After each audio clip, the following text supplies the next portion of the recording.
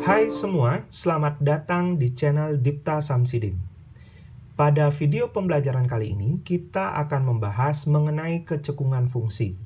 Sebelum kita masuk ke contoh soal terkait kecekungan fungsi, kita akan bahas sedikit materi mengenai kecekungan fungsi ini. Yang pertama adalah definisi apa itu kecekungan fungsi. Andaikan f terdiferensialkan pada selang terbuka I, kita mengatakan bahwa f dalam grafik cekung ke atas pada I jika turunan pertama f naik pada I. Dan kita mengatakan bahwa f cekung ke bawah pada I jika turunan pertama f turun pada I. Ilustrasinya bisa kalian lihat pada gambar ini. Gambar pertama menunjukkan bahwa turunan pertama dari fungsi tersebut naik. Kecekungan dari fungsi tersebut yakni cekung ke atas. Kemudian gambar kedua menyatakan bahwa f aksen atau turunan pertama dari fungsi tersebut turun, di mana gambarnya atau fungsi tersebut cekung ke bawah. Sedangkan gambar ketiga menyatakan bahwa pada gambar ini ada bagian yang cekung ke atas dan ada bagian yang cekung ke bawah. Nah, bagaimana menentukan bahwa suatu fungsi tersebut cekung ke bawah atau cekung ke atas? Untuk menentukannya, yang perlu kalian perhatikan adalah teorema ini. Jadi ini yang kita gunakan untuk menjawab pertanyaan mengenai kecekungan fungsi. Teorema B yakni mengenai teorema kecekungan. Andaikan f terdiferensialkan dua kali pada selang terbuka I, yang pertama, jika f double aksen lebih besar dari 0, jadi turunan kedua dari fungsi f lebih besar dari 0, untuk semua x dalam I, maka f tersebut dapat dikatakan cekung ke atas pada interval I tersebut. Jika f double aksen x atau turunan kedua dari fungsi fx kurang dari 0 untuk semua x dalam I, maka f dikatakan cekung ke bawah pada interval I.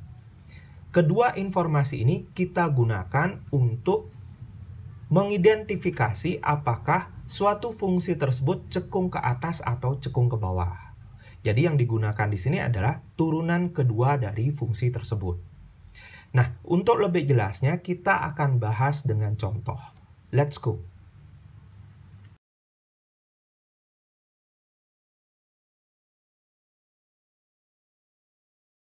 Contoh soal yang pertama. Tentukan di mana fungsi fx sama dengan x min 1 kuadrat cekung ke atas dan cekung ke bawah. Jadi kita akan cek fungsi ini apakah dia cekung ke atas atau cekung ke bawah. Kita akan gunakan turunan keduanya. Jadi fungsi fx sama dengan x min 1 kuadrat kita akan turunkan dua kali. Turunan pertamanya kita peroleh 2 x min 1 kali turunan dalamnya 1. Jadi ingat kembali turunan fungsi komposisi ya, karena bentuknya komposisi fungsi. Kita kalikan 2x min 2. Kemudian turunan keduanya kita peroleh 2.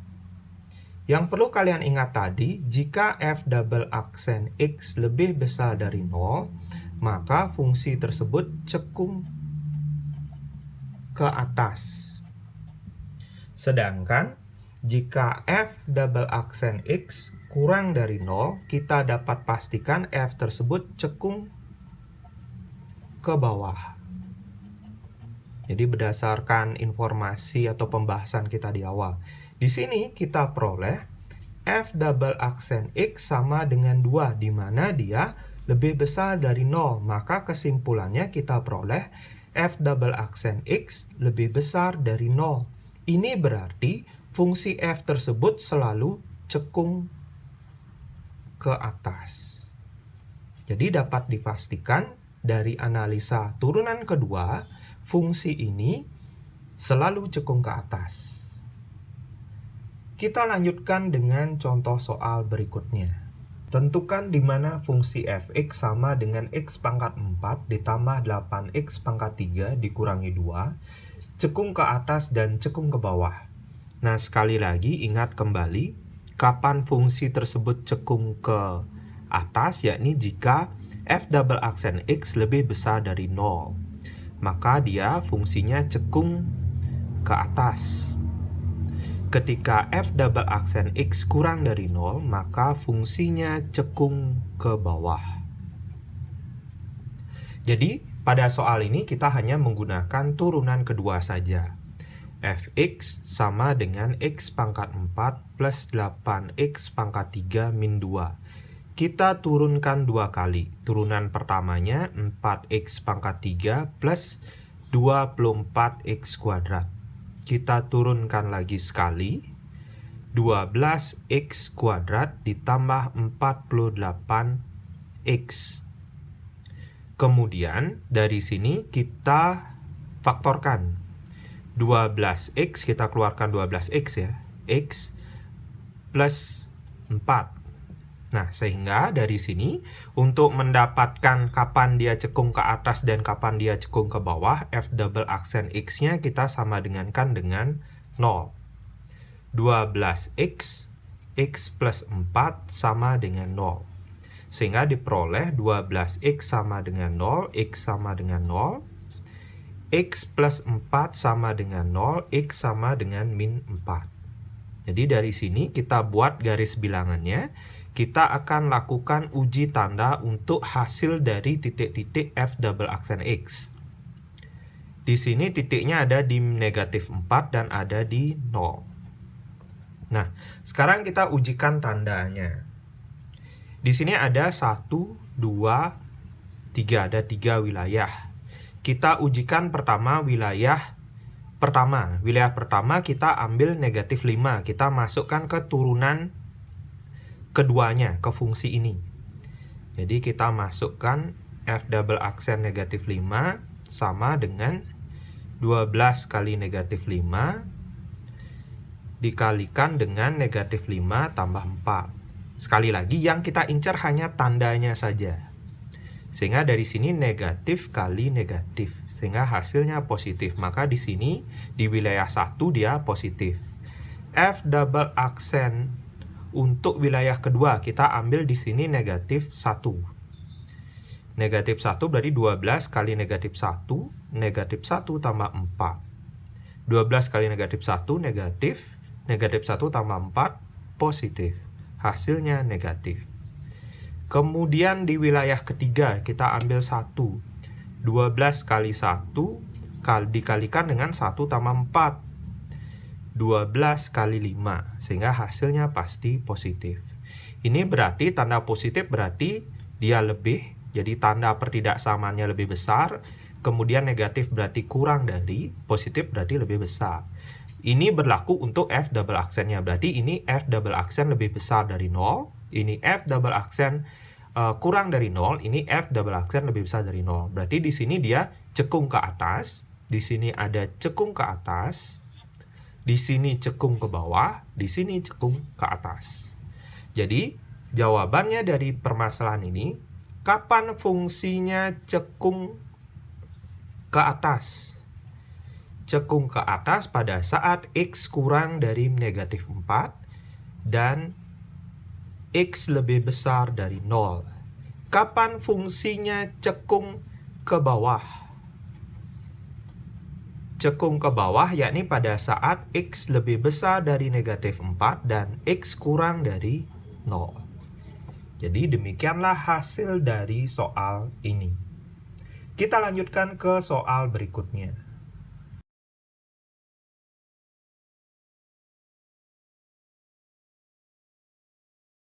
Di mana fx sama dengan sepertiga x pangkat 3 dikurangi x kuadrat dikurangi 3x ditambah 4 naik, turun, cekung ke atas, dan cekung ke bawah.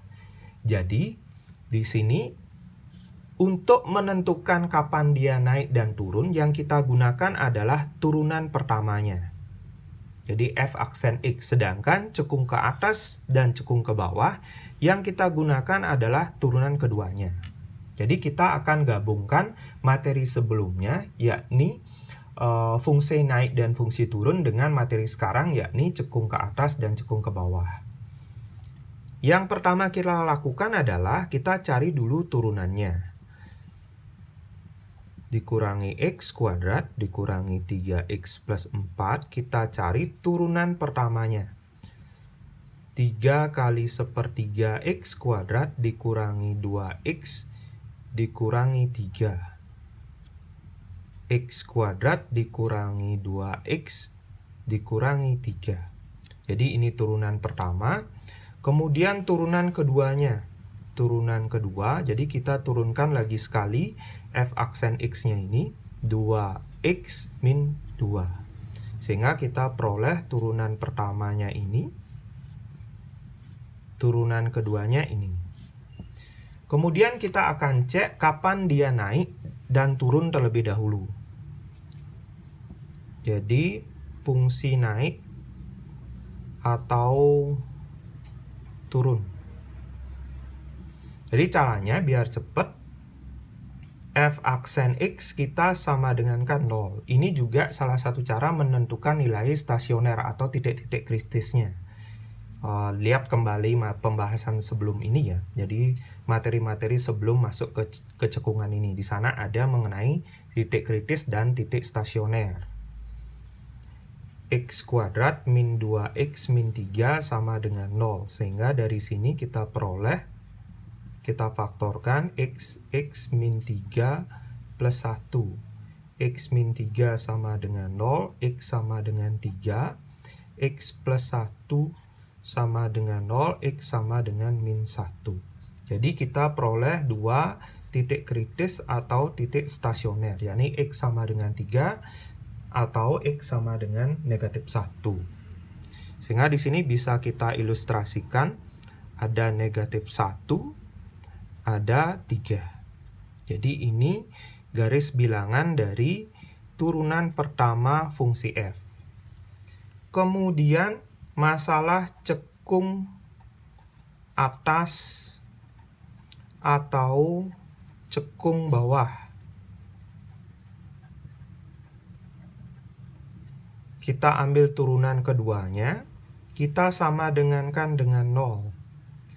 2X min 2 sama dengan 0. 2X sama dengan 2, X sama dengan 2 per 2. Sehingga X sama dengan 1. Jadi kita peroleh di sini f double aksen X, X-nya sama dengan 1. Jadi di antara negatif 1 dan 3 di sini dia. Nah, kemudian baru kita ujikan. Jadi kita lakukan uji tanda. Kalian ingat kembali bahwa yang pertama kita akan ujikan mengenai naik dan turun. Diingat kembali bahwa ketika f aksen X lebih besar dari 0, maka fungsinya naik. Ketika f aksen X kurang dari 0, maka fungsinya turun. Jadi diingat poin ini. Nah, sekarang kita ujikan. Di sini ada 3 wilayah. 1, 2, 3. Di antara bilangan negatif dan positif, di sini ada 0. Kita substitusi keturunan pertama dari fungsi f untuk mendapatkan tanda apa yang diperoleh. Jadi kita substitusikan ke sini saja. Ini kan turunan. Ini hasil faktornya. Ini turunan pertama, ini hasil faktornya. Biar lebih mudah, kita pakai aja faktornya. Kita substitusi 0 ke dalam sini, atau bisa ditulis f aksen 0, tandanya apa gitu. Kita incer tandanya. Kita masukkan 0 min 3, 0 plus 1. Sehingga diperoleh di sini hasilnya negatif kali positif. Sehingga hasilnya negatif, berarti tanda di sini negatif. Begitu juga dengan wilayah yang lain. Misalkan di sini kita incer wilayah 1, wilayah 1 ada bilangan negatif 2. Negatif 2 min 3, negatif 2 plus 1. Jadi di sini hasilnya negatif kali negatif. Hasilnya positif. Berarti di sini positif. Kemudian kita incer lagi wilayah 3. Wilayah 3 di sini contoh bilangan misalnya kita ambil 4. Berarti 4 kurang 3, 4 tambah 1.